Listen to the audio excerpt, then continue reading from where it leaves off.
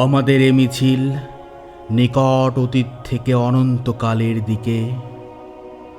আমরা বদর থেকে অহুদ হয়ে এখানে শত সংঘাতের মধ্যে এ কাফেলা এসে দাঁড়িয়েছি। কে প্রশ্ন করে আমরা কোথায় যাব? আমরা তো বলেছি আমাদের যাত্রা অনন্তকালের। উদয় ও অস্তের ক্লান্তি আমাদের কোনোদিন বিহ্বল করতে পারেনি। আমাদের দেহ ক্ষত বিক্ষত, আমাদের রক্তে সবুজ হয়ে উঠেছিল মুতার প্রান্তর। পৃথিবীতে যত গোলাপ ফুল ফোটে তার লাল বর্ণ আমাদের রক্ত, তার সুগন্ধ আমাদের নিঃশ্বাস বায়ু। আমাদের হাতে একটি মাত্র গ্রন্থ, আল কোরআন। এই পবিত্র গ্রন্থ কোনো দিন কোনো অবস্থায় কোনো তৌহিদবাদীকে থামতে দেয়নি। আমরা কি করে থামি? আমাদের গন্তব্য তো এক সোনার তরুণের দিকে, যা এই ভূপৃষ্ঠে নেই।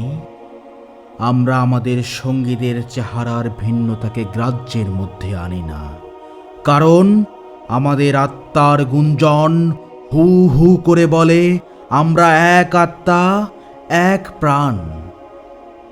শহীদের চেহারার কোনো ভিন্নতা নেই। আমরা তো শাহাদাতের জন্যই মায়ের উদর থেকে পৃথিবীতে পা রেখেছি।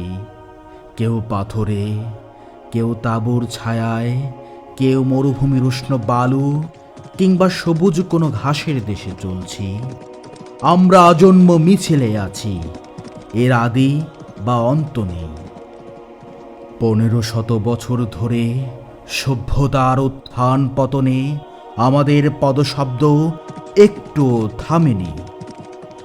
আমাদের কত সাথীকে আমরা এই ভূপৃষ্ঠের কন্দরে কন্দরে রেখে এসেছি।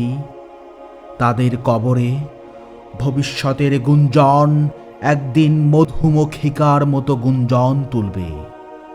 আমরা জানি আমাদের ভয় দেখিয়ে শয়তান নিজেই অন্ধকারে পালিয়ে যায়। আমাদের মুখয়বে আগামী উষার উদয় কালের নরম আলোর ঝলকানি। আমাদের মিছিল ভয় ও ধ্বংসের মধ্যে বিশ্রাম নেয়নি, নেবে না। আমাদের পতাকায় কালেমা তাইয়্যিবা। আমাদের এই বাণী কাউকে কোনোদিন থামতে দেয়নি, আমরাও থামব না।